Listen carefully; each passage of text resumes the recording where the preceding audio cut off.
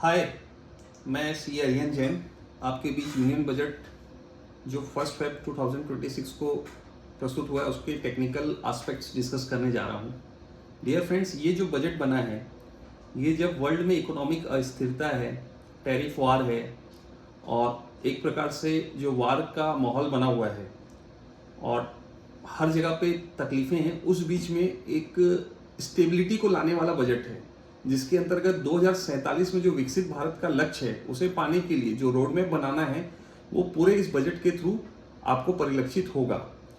हम already 4th largest economy है और हम स्टेप बाय स्टेप ग्रेजुअली इसको फर्स्ट सेकंड थर्ड की स्टेज में जाने की बात कर रहे हैं और डेवलपिंग कंट्री से डेवलप्ड कंट्री की ओर जाना है, जिसके लिए इस बजट में मैन्युफैक्चरिंग सेक्टर को, हेल्थ सेक्टर को, टूरिज्म सेक्टर को, एआई को, इंफॉर्मेशन टेक्नोलॉजी को, टेक्सटाइल सेक्टर को और कई जगह पर मैन्युफैक्चरिंग सेक्टर को बहुत विशेष फोकस दिया गया है।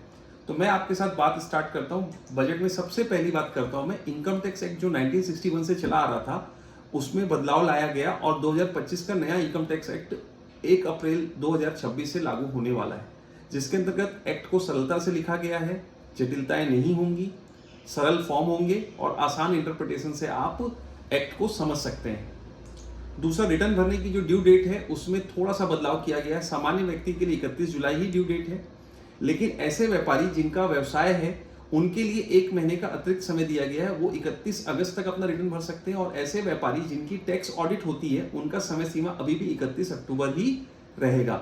रिटर्न रिवाइज करने के लिए या लेट से भरने के लिए जो समय सीमा 31 दिसंबर हुआ करती थी उसे 3 महीने बढ़ाकर 31 मार्च तक कर दिया गया है। कुल मिलाकर आप एक नॉमिनल फीस देकर आप बिलेटेड रिटर्न भी भर सकते हैं।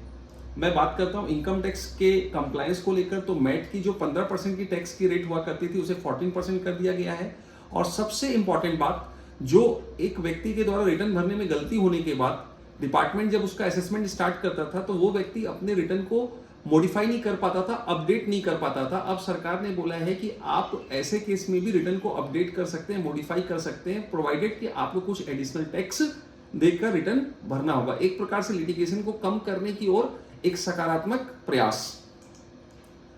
और जिन लोगों की फॉरेन में कोई एसेट्स है और जिसको अभी तक उन्होंने डिस्क्लोज नहीं किया गया, उनके लिए भी 2 चरणों में 6 महीने के लिए एक foreign assets disclosure scheme one time लाने की बात की गई है, जिसके तहत वो अपनी नॉमिनल फीस या टैक्स पटाकर अपनी उस फॉरेन एसेट्स को भी डिस्क्लोज कर सकते हैं।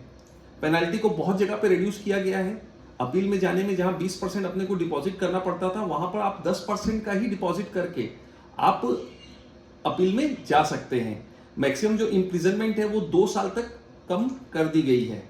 और अब सबसे बड़ी बात कि इनकम टैक्स के स्लैब में क्या परिवर्तन हुआ, तो मैं ये बताना चाहता हूं कि लास्ट बजट में ऑलरेडी इनकम टैक्स की स्लैब को बहुत हद तक बदल दिया गया था, अच्छे पॉजिटिव चेंजेस किए गए थे और हम बार बार ये बता रहे थे कि 12 लाख रुपए तक की इनकम पर आपको कोई टैक्स देने की आवश्यकता नहीं होगी। उसी स्तर को बरकरार रखा गया, उसमें कोई परिवर्तन नहीं किया गया। सैलरीड व्यक्ति 12,75,000 रुपए की आमदनी तक कोई टैक्स ना भी दे तो चलेगा, उसके रिटर्न भरना कंपलसरी होगा बट टैक्स 0 आएगा। 1 रुपए के आने की व्यवस्था क्या है इस बजट में? कुछ इस तरीके से 18% कॉर्पोरेट टैक्स से आएगा, 21% इनकम टैक्स से आएगा, बोरोइंग से 24% आएगा। यही तो बजट में बताया जाता है कि 1 रुपए आने की व्यवस्था क्या होगी और 1 रुपए का खर्च क्या होगा। खर्चे की बात करूं तो 11% हमारा डिफेंस में जाएगा, 17% सेंट्रल सेक्टर की स्कीम में जाएगा। इस तरीके से हमारे 1 रुपए के खर्चे का पूरा परसेंटेज प्लॉट किया गया है। तो डियर फ्रेंड्स, जीएसटी को लेकर यदि बात करूं तो जीएसटी 2.0 में ऑलरेडी 22 सितंबर को एक मैसिव चेंजेस किया गया। कई आइटम को 18% से 5 किया गया, कई आइटम को 0 भी किया गया, एग्जेम्प्ट भी किया गया, दवाइयां सस्ती की गई। तो फिर से जीएसटी में अभी वर्तमान में कोई विशेष परिवर्तन नहीं किया गया है। Thank you so much.